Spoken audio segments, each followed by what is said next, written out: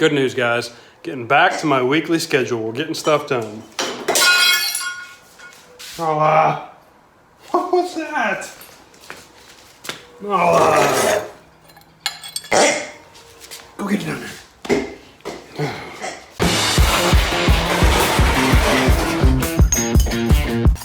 It's like having a 2-year-old again. Listen, you lost your license to play with Mr. Piggy in the garage. Yes, you did. Find something else. Yeah, that'll work. Okay, guys, here's the game plan. I got good news. It's only Saturday, so the last week's episode just went up on Friday, and I'm in the garage Saturday night already, which means we are well on our way to being back on our weekly schedule. So to start the week out at least, we're gonna be working on the door, even though I have all the pieces for the trunk to start that project, because, as I mentioned in the last video, I have the jack stands, part number 61196, 3-ton. There's also a 6-ton. I don't know what that part number is, but the 3-ton and the 6-ton have been recalled. So they are currently pulled out, and I just have the back end on blocks until I can get new jack stands. Which, by the way, I'm sure you guys remember, whenever I first started this channel, I actually would put the car on blocks, but after taking the advice of concerned viewers, I decided, you know what, I should get jack stands, so that's what I did. But I guess in the end, all I really ended up doing was swapping out cinder blocks for just a nicer looking death trap. So, I can't win. Anyway, back to the mission at hand. What we're gonna start doing is getting all the gunk, all the adhesive sticky stuff off the door, get the weather stripping off, and strip the door down, and then we'll start hitting it with the 80 grit sandpaper. I don't actually know what that stuff is, but to get it off, I'm just gonna use mineral spirits and my trusty old leftover child's toothbrush.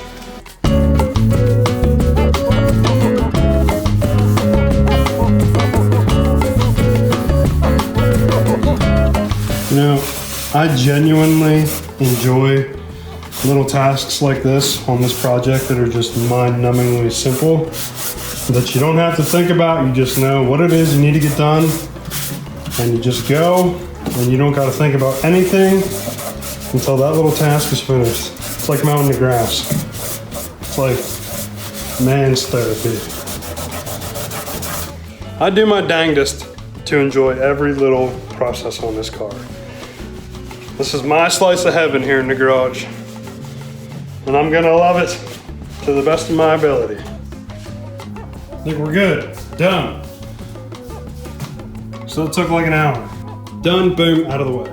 Next thing I'm gonna do is hit the leftover weather stripping with probably a wire brush on an angle grinder. Nala, don't stick your head under there. That's not safe. Nala, hey, pay attention to me. That's not safe, all right? Don't do it. I love that dog. Nala, hey. Stop.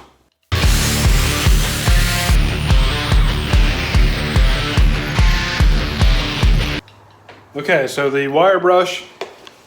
All right, so the wire brush on the angle grinder worked amazingly well for getting the weather stripping residue off the door. Probably took me like 5 minutes. And now we're gonna come back and just we'll clean this area up with the mineral spirits now that we removed most of it. I just wanna be safe. I want to do everything right and get all the residues off, and make sure we do each task as best we can.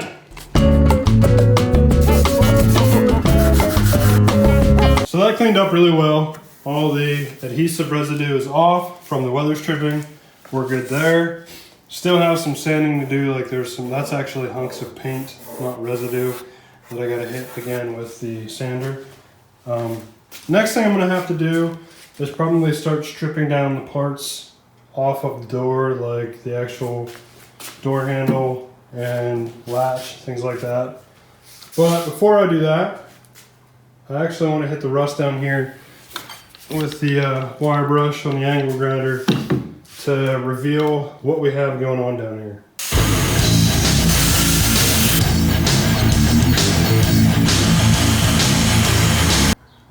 All right, we're back. New night, and I'm taking a look at the bottom of this door, and I'm not 100% sure what I'm looking at. I think that this is all stripped to bare metal, but there's just some pitted rust. Nothing too bad, but it's just kind of hard to tell. I don't know with the way of the light to see if there's any paint left on it. I don't think there is. Anywho, before we address that, we're gonna go ahead and strip the door down. So we're just gonna take the stuff off. It needs to come off. All right guys, new night, we're rocking and rolling. I did remove the door handle and the lock from the door. I didn't film it, but I will put a link to the videos that I watched on how to do this in case anybody's interested in the description. But I will say, when you watch, the video I'll put a link to is CJ Pony Parts, where they talk about how to remove this door handle. They don't show how you disconnect this rod that runs down inside the door. They just say, feel it, there's a metal clip, pop it out. What they mean is you reach in there and you literally pull out on this rod. There's no metal clip that you have to disengage or anything. This is already in a metal clip. And you just have to hold onto this rod and pull it outward until it pops out. So that was a little confusing for me. Hopefully that helps some of you guys that might be watching this, getting ready to do the same thing.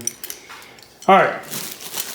Now the first thing I'm gonna do is take my random orbit sander with 60 grit, and anywhere I know there's rust, I'm gonna grind it down and feather it out into the paint to see how far the rust goes.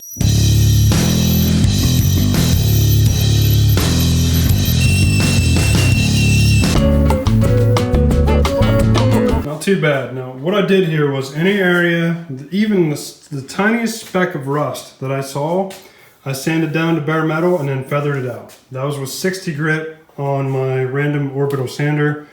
Probably could have used 36 grit. I think it would have been a little faster, but I didn't want to be super aggressive, especially since this is my first time doing stuff like this.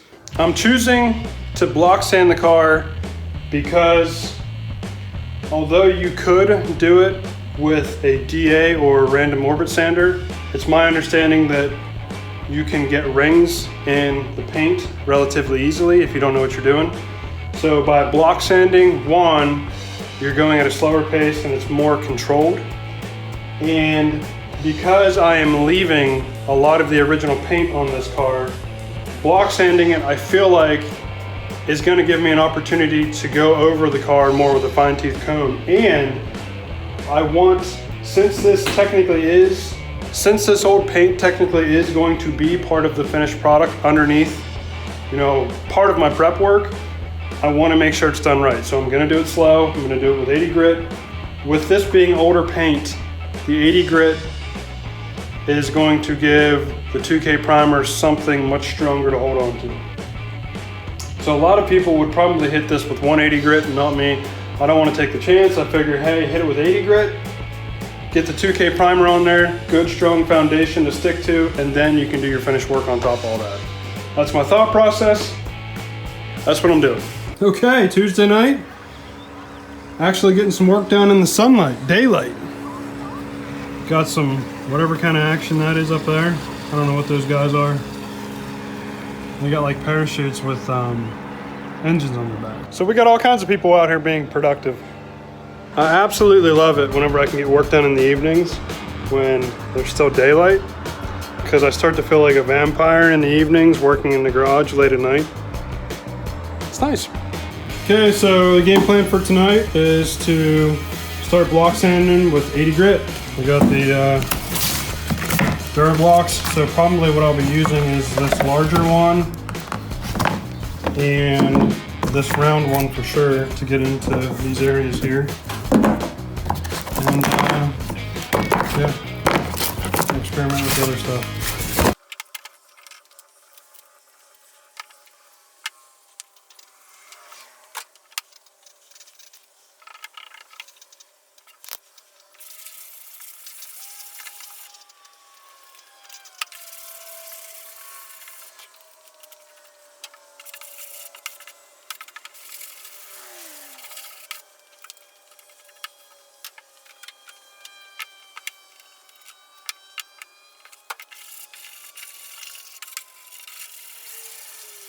All right, so I'm gonna be 100% honest with you guys. I don't exactly know what I'm doing with this block sanding.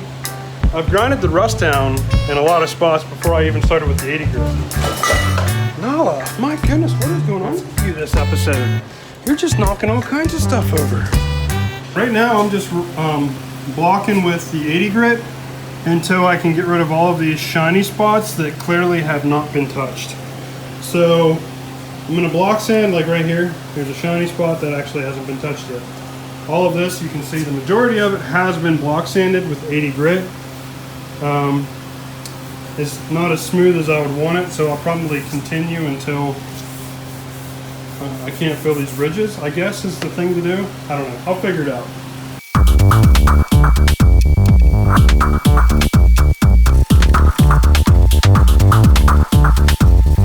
I don't see how you could do one of these doors without one of these blocks. They fit in here perfectly, and they really help you get in those curves and stuff. So I got this DuraBlock kit off Amazon. I think it was like 30 bucks. Well worth the money, I can tell you that already. And then I picked up this roll of 80 grit sandpaper with the adhesive. I think that was like 19 bucks, but that was well worth it too. This door is definitely, hey, stop. Not allowed? Hey, leave the neighborhood dogs alone. Come on, go do something. This door is definitely in pretty good shape. There aren't too many dings in it. There's a low spot here, there's a ding, there's a dent. Looks like there's one right here. Just a few minor areas that I'll have to grind down to bare metal and put filler on. But overall, this door is in pretty good shape. Goodbye, day. Back to the night. Alright, so here's the other side. And as far as I can tell, most of the rust, of course, happened down here at the bottom of the door, which most of this sanded off, and here behind the hinges. So these areas need to be taken care of. And I don't know how I'm going to handle this section of the door, because this is like textured metal. And if I were to hit this with 80 grit and then spray it with high build primer, I'm gonna lose this texture. So what I think I might do is use the wire brush to strip this area to bare metal and then just hit it with epoxy primer and leave it. I don't know what I'm doing. If I knew what I was doing, I would tell you what I'm doing, but I don't know what I'm doing, so. More to figure out. You know what I'm gonna do? I'm gonna sand all this to bare metal, the textured metal, and then I will actually see how long I can leave it bare metal. And if it stays good, I will clean it and hit it with epoxy primer and then paint it. That way we can keep the texture without having to do any sanding. And if it does rust, well then we'll just sand it again. What's the matter? You're trying to steal the show this episode. What are you doing? What are you doing? Hey, I'm the host. Stop being so darn cute. I'm the host, not you. No, I'm just kidding. You're so awesome.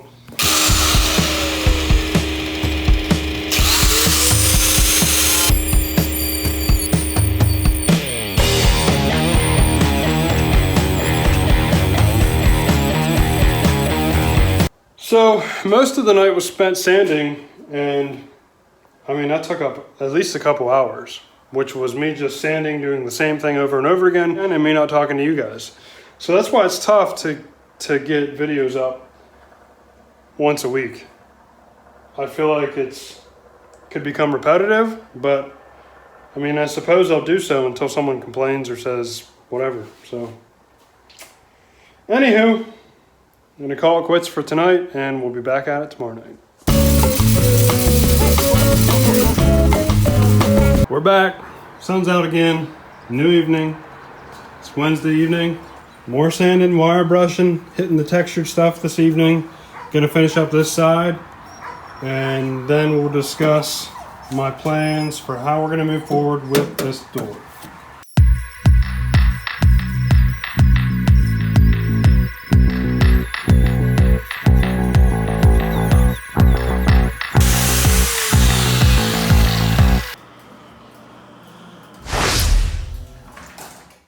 So here's how the door turned out. All the texture has been stripped down pretty well to bare metal. And by using the wire brush, I think I maintained most of the texture. I don't know if the wire brush is abrasive enough to actually remove some of this metal and remove some of the texture. I don't know. But I'm happy with this. And my plan for this is I'm going to leave it as is, as long as I can. This bare metal is going to stay the way it is. And if I see it starting to rust, then I'll do something about it. But my goal would be, in order to keep the texture, clean this up right before I paint the car and cover it with a coat of epoxy primer. That way it doesn't have to be sanded, and then paint it. So there's no sanding involved, which hopefully that would retain the texture. That's my thinking. I don't know if it'll work. I'm gonna give it a try. The other thing I'm gonna do, just out of curiosity, is I'm not sanding this. I mean, I'll clean up this area right here, but this is gonna be covered up by a door panel. So I'm just gonna scuff this whenever that time comes, and this will get covered in the epoxy primer too, and that way I'll be able to see with those extra coats, with the paint left on, does the texture remain? And then I can learn for future projects how to handle this textured metal. So what am I doing next? We have rust down in here. It's not bad, there's a little pitting. It's just rust that's tough to get to. For the most part, this door is in great shape. But to deal with that, I'm gonna try this Loctite rust neutralizer product.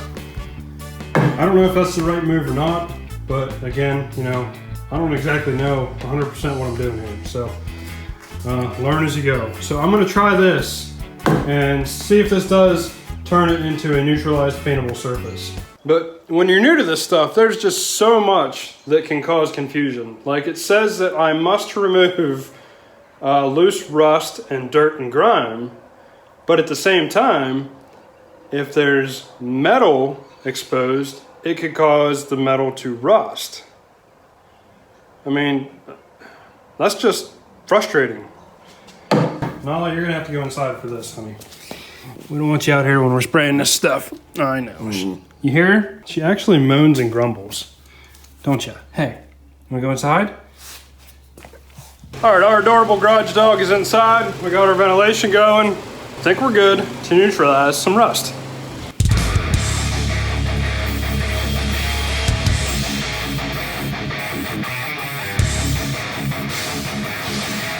It's one coat. We're gonna do 2 thin coats.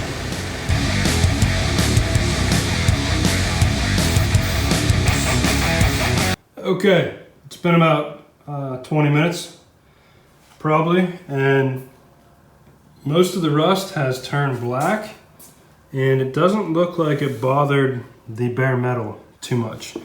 Down here, it looks like some of the bare metal did start to rust.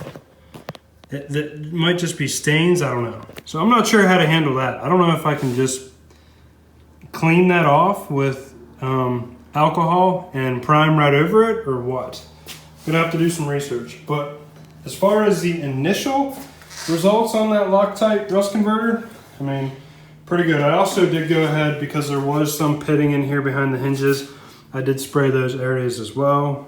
I'm happy with that decision. Overall, the door is pretty much taken care of.